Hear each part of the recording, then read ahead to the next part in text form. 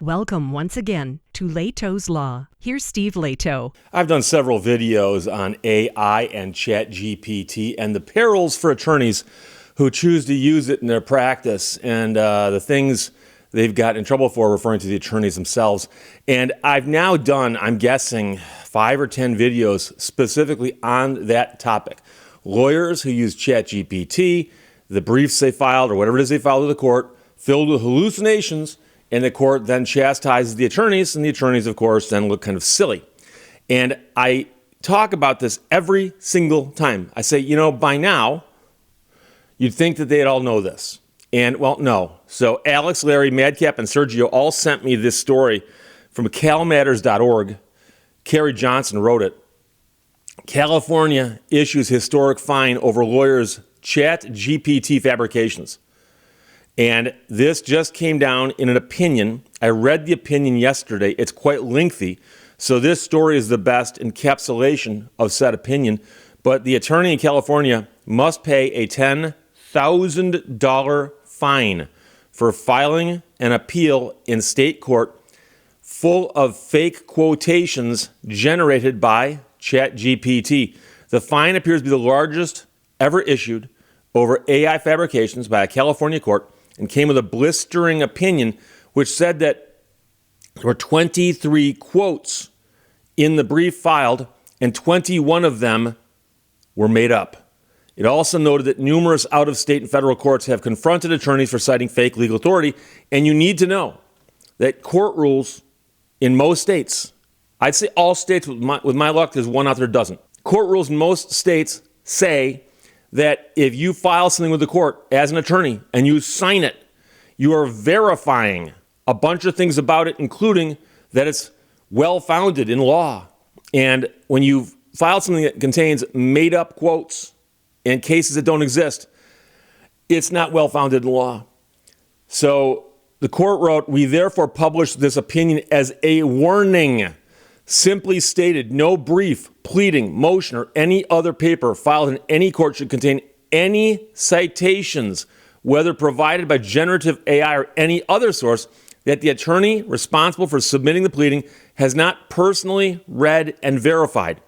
So if you have a clerk or a paralegal or a law student give you a rough draft of a paper that you're going to file with the court, and it contains a case you're not familiar with, look it up. Look it up. The opinion was issued a little over a week ago in California's 2nd District Court of Appeal. It's a clear example of why the state's legal authorities are scrambling to regulate the use of AI. The state's Judicial Council 2 weeks ago issued guidelines requiring judges and court staff to either ban it or adopt a use policy by December 15th. Meanwhile, the California Bar Association is considering whether to strengthen its code of conduct to account for various forms of AI, following a request by the California Supreme Court last month. They probably can't ban its use, but they certainly can say, if you use it and it screws up, that's on you. The Los Angeles area attorney fined last week told the court that he did not read the text generated by the AI model before submitting his appeal in July of 2023, months after OpenAI marketed ChatGPT as capable of passing the bar exam. A 3-judge panel fined him for filing a frivolous appeal, violating court rules, citing fake cases, and wasting the court's time and taxpayer money. The attorney told Cal Matters he wrote the appeal and then used ChatGPT to try and improve it. He said he didn't know it would add case citations or simply make things up.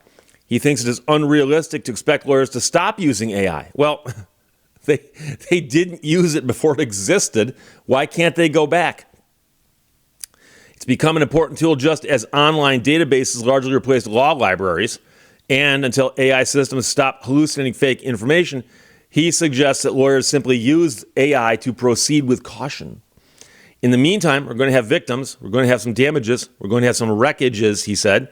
I hope this example will help others not fall into the whole "I'm paying the price." So it sounds like he's actually standing up and saying, yep, I did it, I made a mistake, I'm paying the price, look at me, don't be like me. And I admire that, I do. But I'm telling you right now, I read the opinion, and the Court of Appeals was quite unhappy with him.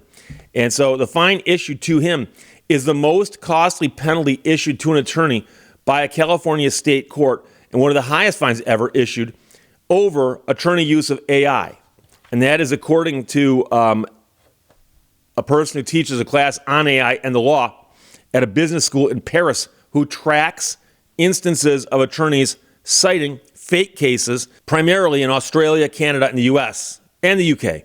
In a widely publicized case back in May, a U.S. District Court judge in California ordered two law firms to pay $31,000 in fines to defense counsel and the court for costs associated with using bogus AI-generated research. In that ruling, the judge described feeling misled, said they almost cited the material in a judicial order, and said strong deterrence is needed to make sure that attorneys don't succumb to this easy shortcut. So for those of you who are keeping score at home, the $10,000 fine is a single fine levied against one attorney. The $31,000 fine was leveled against two law firms. So I understand you can say, but Steve, that'd be like 15, 16 apiece. Well, it's still law firms, not one individual person. And the judge is saying to this guy, you pay this. So just so you know, the opinion actually said right in it, this attorney is required to give a copy of the opinion to his client, and the opinion is going to be sent to the State Bar of California. So it's not the situation where the client doesn't know this happened. And likewise, the attorney can't turn to his client and go, guess what? You just got fined $10,000. No, the opinion says the attorney pays it. So professor that they interviewed who teaches a class on AI and the law thinks courts and the public should expect to see an exponential rise in these cases in the future. When he started tracking court filings involving AI and fake cases earlier this year, he encountered just a few cases a month. Now he sees a few cases a day. Large language models confidently state falsehoods as facts, particularly when there are no supporting facts at all. Like, it gets to start with whole cloth. The harder your legal argument is to make, the more the model will tend to hallucinate because it's trying to please you, he said. That's where the confirmation bias kicks in. And a May 2024 analysis by Stanford University's Reg Lab found that although 3 out of 4 lawyers plan to use it in their practice, generative AI, some forms of AI generate hallucinations in 1 out of 3 questions. Detecting fake material cited in legal filings could get harder as models grow in size. But I've said this before, that when you file a brief, you draft a brief, you're putting together a brief that needs to be filed with the court, before you actually turn it in, you can go through the brief and go, okay, it says this about this case, circle it. It says this about this case, circle it. It says this law says such and such, circle it. Now, with the laws, you go to the law books. The blue law books behind me are the laws of the state of Michigan. On the cases, these cases in these briefs that we're talking about all had citations, which means you can look them up. And all you got to do is look it up and go, oh, that case isn't real. Now I got to go through the brief and remove all references to that non-existent case. And that's the weird part, is that, and I've used this example before. Let's suppose it takes an attorney 10 hours to write a brief. Depending on the topic, that's possible, okay? 10 hours to write a brief. But he feeds the prompt into ChatGPT and it kicks out an answer that looks really good, and it takes it literally just a couple minutes, right? A couple minutes. So the attorney could say, I could spend an hour and a half double checking the work in this brief. I'd still save 8 hours. But instead, attorneys apparently just go, oh, the brief looks good, hand it in, and I saved almost 10 hours. And so that's a real problem. And I famously have said, and it is still true, I've never used ChatGPT to do anything.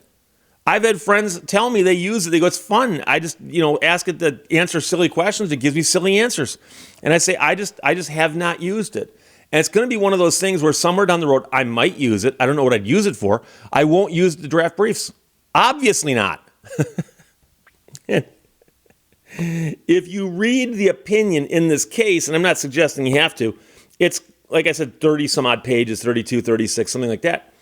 Not only did this thing invent cases and quotes and citations, it also grabbed real cases and then made up language, said, well, this case said this. And so you go and read this case and it never says this. And so the weird part about this is that while it may, and again, going back to my example, I'm just hypothetical, 10 hours to write a brief, ChatGPT doesn't matter of minutes, so that even if you double checked it, you could probably get the whole thing done in an hour to discover that this is filled with hallucinations. Okay? Somebody who gets the brief handed to them and is told, read this brief and double check it. When you pull up a site and it's a real site and you start looking for language, it takes time. When you start looking for a case that doesn't exist, likewise, it takes time. When you start looking up statutes and somebody says the statute says this, it takes time.